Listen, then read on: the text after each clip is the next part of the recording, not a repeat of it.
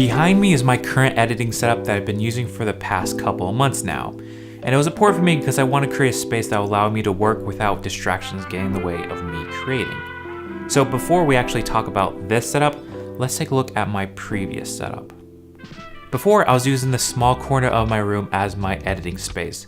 And although it worked for me when I would occasionally edit from this spot, it had its drawbacks like anything. It was small, it wasn't the most stable, and now that I'm required to work from home, it meant that I was going to be spending a lot more time here. So I wanted to make a few upgrades. It was important that this new workstation would be larger, more stable, and allow me to work throughout the day. So I reached out to Autonomous and asked them if I could review their products, and not only were they kind enough to send me a DIY smart stand desk, but also this ergo chair too for me to review. So big thanks to them. They also provided a 10% off discount code, which will be in the link in the description down below for you guys to check that out. So assembling the sit stand desk was a breeze. It was fairly simple and straightforward to do. Anyone can really do it.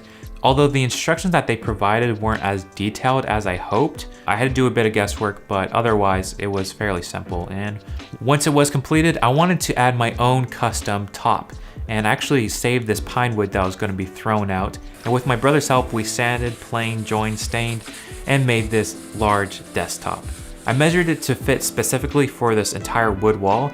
Again, I wanted a really large desk, and now I have an 8-foot long desk, which is just a bit overkill. But it is so nice to have a large tabletop to work from. It keeps everything clean and simple, and it's fabulous. I like it.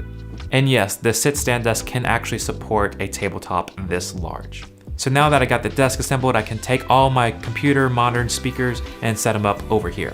Speaking of which, let's talk about that monitor.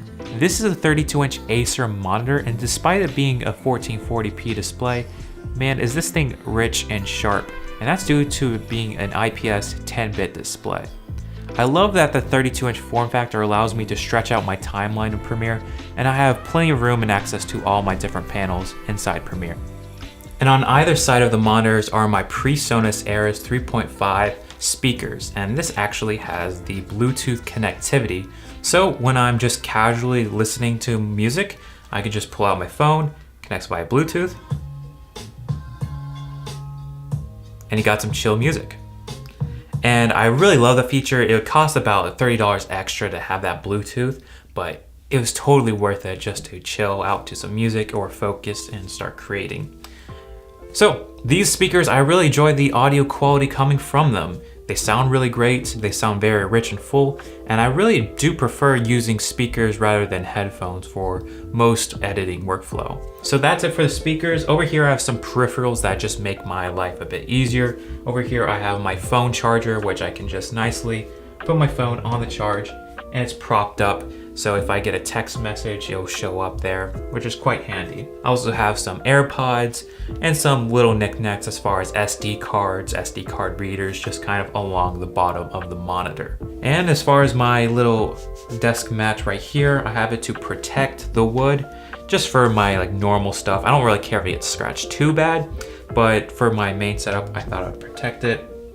And this is just a regular old desk mat. It's about 32 inches across and just about a foot in depth. But I set this down, put on my Apple Magic Keyboard and my Master MX mouse, as well as this mouse has a lot of functionality which you can use for editing to speed up your workflow. So that's everything on top of the desk setup. I like to keep it very simple, very clean. It allows me to stay focused and keep my attention on my work. But let me show you how to kind of hide all these different cables and how it's all wired underneath the desk. So let's take a look at that. All right, so this is probably the messiest part of the entire desk setup, and that is all these wires. So we had to do some sort of cable management to keep it clean, keep the wires up out of the way so they don't become a distraction or even dangling by your feet the whole time. So what comes with the included desk sit stand desk are these little adhesive strips, which these just kind of stick onto the bottom of the table. Let's see right here. You can stick them on and then you can tighten these down. The problem with these though is that after about a day or so, they just completely fell. So rendering these pretty useless, so I don't recommend using these at all. Instead, I went with an IKEA cable organizer bar, and that holds all my wires, even the control box wire for the desk. Keeps all routed up in here, so we won't see a majority of this. And then I even went one step further and put a little power bar right here. So there's 18 outlets on this included one, and it's mounted fixed securely to the desk itself. And plenty of outlets, even on the back side, which is really nice. And 3 little USBs. So I have my phone cable plugged up there as well. So we only have one power cable going from the desk to the outlet, which is extremely nice. Keeps the majority of the cords out of the way. Now, of course, I still have some of these wires, the HDMI from the monitor to the computer. I have the speaker wire, and then the computer wire to this outlet. So it's not perfectly hidden. Still need to improve on that. But as far as getting the majority of the cords out of my way, away from dangling on the floor, it works for me. Of course, the main selling feature of this desk is that it's a sit-stand desk and it's motorized. So you can just press your button and it will go down to your program position. You can program it to different heights. I have one for standing and one for sitting down. And that's how long it takes just to go in between them. Having the flexibility to stand at your desk is very nice, but when it's time for me to get some real work done, I like to pull up a chair, sit down, and start focusing on the editing at hand. And most importantly, and often overlooked, is the chair you actually sit in at your desk.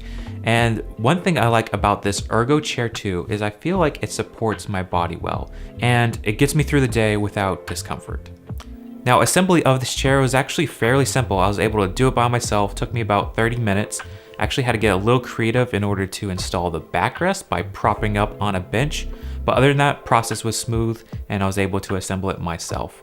After assembly and a couple of months of use, my only complaint is that the seat cushion itself isn't the most comfortable. Usually around, if I've been sitting for an hour or so, I'll find myself trying to readjust. But then I usually get up at that time to walk around, stretch a little bit, and then get back down to editing, which is a good thing to get in the habit of anyway. Now, I'm sure many of you are curious about which computer system I'm running, so let's talk about that.